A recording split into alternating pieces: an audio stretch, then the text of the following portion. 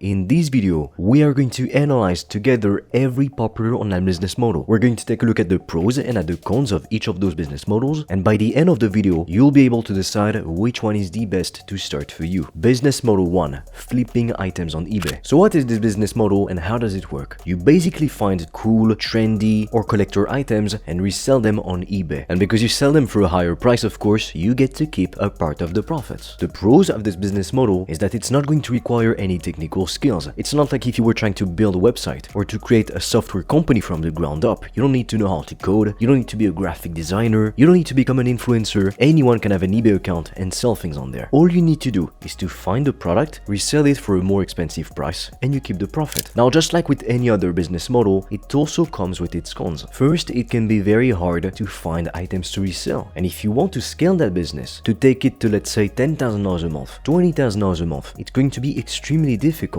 because not only are you going to struggle to find the items to resell, but you won't be finding enough items to resell to make that business venture truly worthwhile. This business model requires a high investment in terms of your time because you will need to constantly be on the lookout for new cheap products that you can then resell for a higher price tag. The other issue is that you are going to be competing solely on price. So anytime somebody decides to put the same item on sale on eBay for a lower price, most people will actually go and buy this one instead of buying from you. Since you are only reselling products, you have no way to really differentiate yourself from the competition other than by offering lower prices. You would also need to deal with the shipping yourself, so it's very time consuming, and depending on where your customers are in the world, shipping will be a lot more expensive and also a lot longer. And since you have to buy the items before they can be sold, you never have a guarantee that people are actually going to go ahead and buy them. This means that you risk getting stuck with unsold inventory. And let me tell you that for any e-commerce business, it's a nightmare to deal with. Now, to start this business, you would at the very least need a couple $100, and you always run the risk of not being able to sell the items and lose a lot of time and a lot of money. It can be a good business model to make a couple $100 on the side, but it's not going to take you to $10,000, $20,000 a month. Business model 2. Trading. Now, according to Investopedia, trading is the business of selling securities such as stocks, bonds, currencies, and commodities, as opposed to investing, which suggests a buy and hold strategy. So when you invest in different assets, most of the time you are going to play the long-term game. When you buy and hold stocks, for instance, or real estate properties, profits right now in the short term.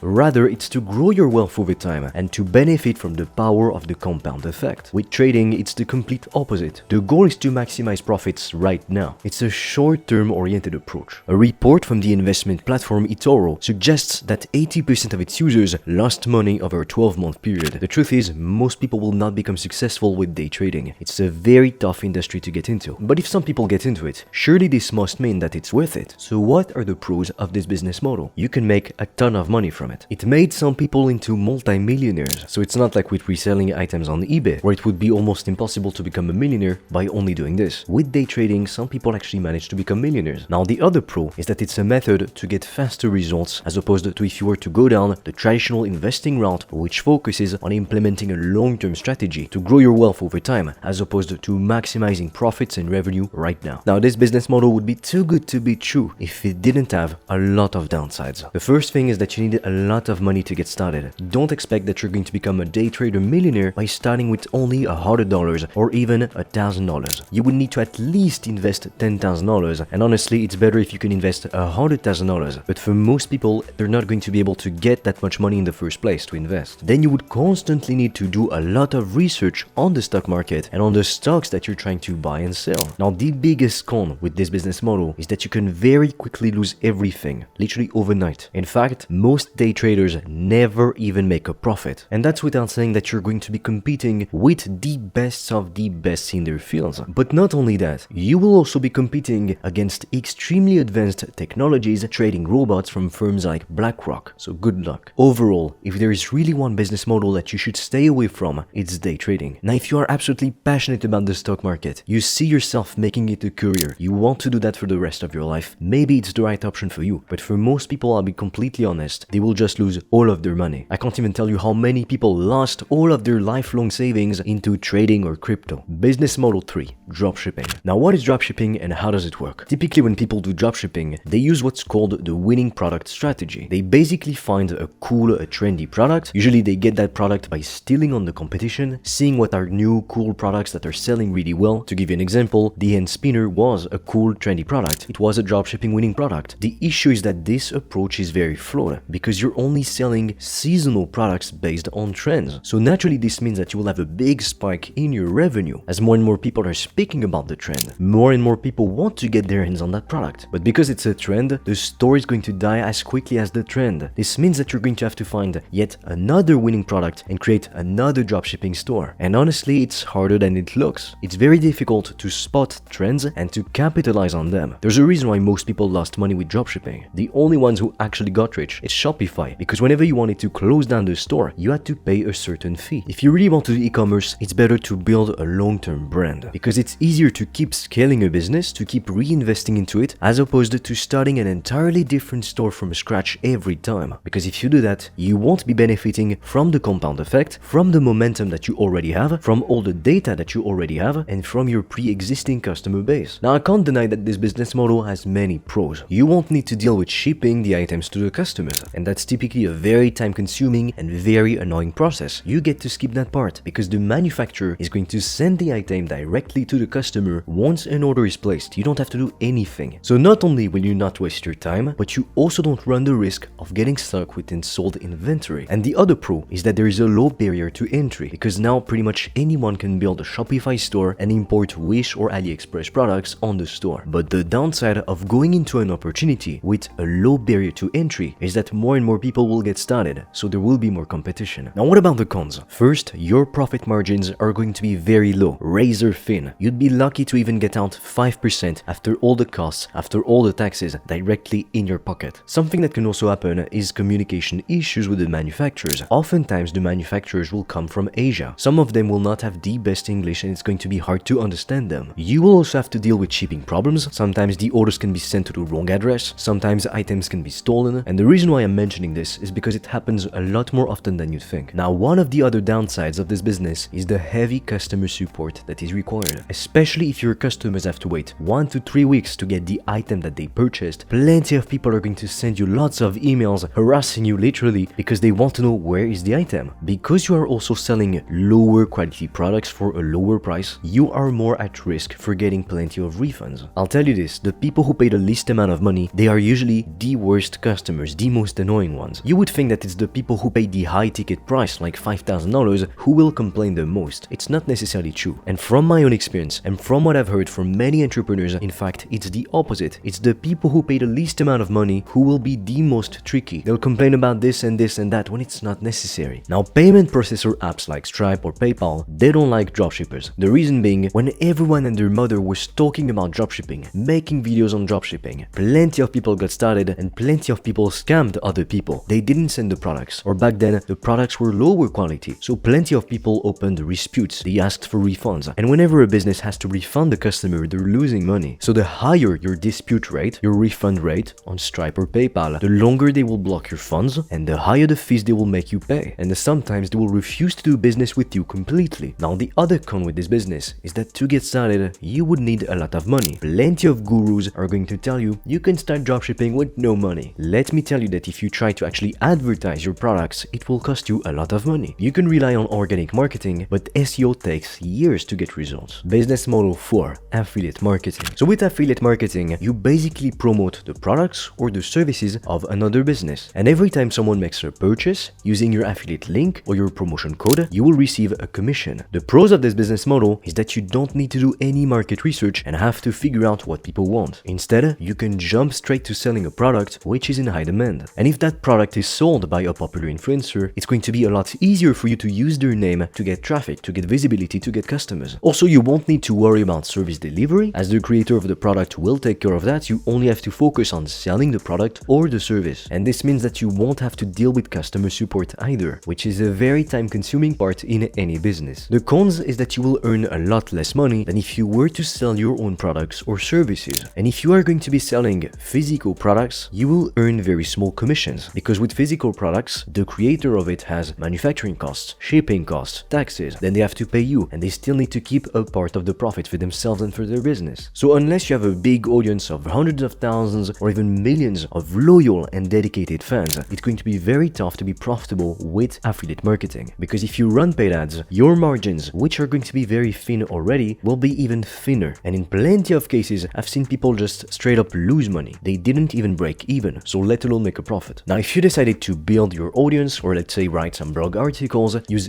SEO to get some customers, some sales, it would allow you to acquire customers for free, or for as close to free as it gets. However, there's a catch. Otherwise, it would be too good to be true. It's going to take you a lot of time to start seeing results, and most people will quit way before they actually get results. And since you only earn a certain commission, let's say 10%, you'll need a lot of sales to actually make a decent income. And I'll tell you something. I had a friend who bought an expensive high-ticket coaching program for affiliate marketing. The price tag was in the multiple 4 figures. Guess how much the top earners were making after like 3 years of doing affiliate marketing? Something like $1,300 a month. So honestly, if you really want to start your own business, unless you have a big audience, affiliate marketing is probably not the best way to go. It's more like a way to earn some nice cash on the side, but it's going to be difficult to get to $10,000 or even $20,000 a month just with affiliate marketing. Business model 5, becoming a high-ticket sales rep. So what is this business model and how does it work exactly? You would be taking Zoom meetings with leads with potential customers for businesses selling high-ticket products or services. You can either get paid per commission only or have a base salary and on top of that receive commissions, bonuses. The pros of this business model is that you can actually learn sales calls pretty easily. The reason being, the company will often give you a sales script to follow. You will have to ask a bunch of questions to the prospect, and if you do things right, you should have a 20 to 30% conversion rate. Sometimes it can be higher, sometimes it can be lower. And if you read books on sales on the side, you'll become pretty good at sales with repetition. Now, if you can close a call a day, let's say the product is worth $2,000 and you get a 10% commission, you are making $200 a day. If you can close 2 calls per day, working 5 days a week, you're already making $8,000 per month. Now, the cons of this business model is that you will be limited by the amount of sales calls that you can take in a day. You only have so much time in a day. So for that reason, you don't really have much leverage because you need to be using your own time. You can't duplicate yourself. So past a certain point, your income is going to plateau and it will be extremely difficult to break past that point. Your only real option would be to sell more expensive products or services or manage a team of sales reps. Business model 6, starting your own YouTube channel. Starting your own YouTube channel can be a very lucrative business model if you apply the right strategy. For this business model to work, you would need to pick a niche and then make videos on the topics that your audience would be interested in watching. There are plenty of ways that you can monetize your YouTube channel. The most popular way to make money with YouTube is through Google AdSense. It's basically the ads that you see on YouTube. Now, not every channel is monetized from the start. In fact, no channel is. To be able to earn money from the ads on your videos, you will need to reach the monetization threshold. At the current time I'm recording this video, you would need 1,000 subscribers, 4,000 hours of watch time, or 10 million short views in the last 90 days. Now, with Google AdSense, there are 2 metrics you need to remember carefully: CPM and RPM. CPM is the cost per mile. It's how much money advertisers are willing to pay per 1,000 views. But CPM is not what you get to keep in your pocket, because YouTube is going to split the AdSense revenue between them and between you. They will keep 45% of it and give you the remaining 55%. RPM means revenue per mile. It's how much you, the creator, get to keep after YouTube has taken its cut. Now, depending on your niche, on the subject of the video, you will have a higher or a lower CPM. It can be as low as $1 or as high as like $50. Now, the gold with YouTube is not necessarily found in Google AdSense revenue, because to get millions of views, it's going to be difficult. I'm telling you this. So a more lucrative way to get a nice income out of YouTube, to make 10K per month, $20,000 a month, is to sell your own products and services. It can be merch, it can be coaching, it can be a physical product, it can literally be anything. The pros with this business model is that you can make millions of dollars, impact millions of lives positively, and meet very influential people that you would not have been able to meet otherwise. The whole business model can be systemized and also delegated. You can hire thumbnail makers, video editors. If you make faceless videos, you can even maintain your anonymity, yet still use the insane power of YouTube to build a thriving online business. Another pro is that people and brands will start to reach out to you as you gain more and more fame. They'll offer sponsorships, collaborations, and you would not have had access to those if you didn't have a strong brand, a strong YouTube channel. Now, YouTube comes with plenty of cons. I'm gonna be completely honest with you. It's extremely hard to get started and to get noticed from the competition. There are literally thousands and thousands and thousands of hours of content uploaded on a daily basis to YouTube. So how do you stand out among this sea of creators? Over 60 million YouTube channels are recorded as of today on Social Blade. And to start seeing results, YouTube takes years of time investment, but also you'll need to invest some money into it. You'll need a good microphone, a decent camera, some lighting. You also need to be pretty creative. It's not meant for everyone. And if you choose to build a personal brand, for instance, instance, this YouTube channel is a personal brand. I'm showing my face, I share a part of my life, there's my name on the channel, it's attached to me as a person. So to do that, you need to be willing to give up a part of your anonymity and expose a part of your life to the rest of the world. And past a certain level of fame, you'll need to have a security team in place wherever you go. So overall, as you reach the top of the game, it becomes a high-stress, high-pressure business. Business model 7, consulting. So what is it and how does it work? You essentially start a service-based business. The reason why starting a service-based business is typically a much better option than selling physical products for beginners, it's because there aren't so many costs involved, because you don't have to sell anything which is physical, tangible. You don't have to ship the product overseas, you don't have to manufacture it. So for that reasons, your margins are going to be higher. So you can either choose to provide services for other businesses. For instance, you could decide to do lead generation for e-commerce brands in the pet niche, or video editing for entrepreneurs. I get plenty of people DMing me constantly about this service. Or you could decide to provide services to individuals. For instance, helping women to find a long-term partner, or helping busy executives to get in shape.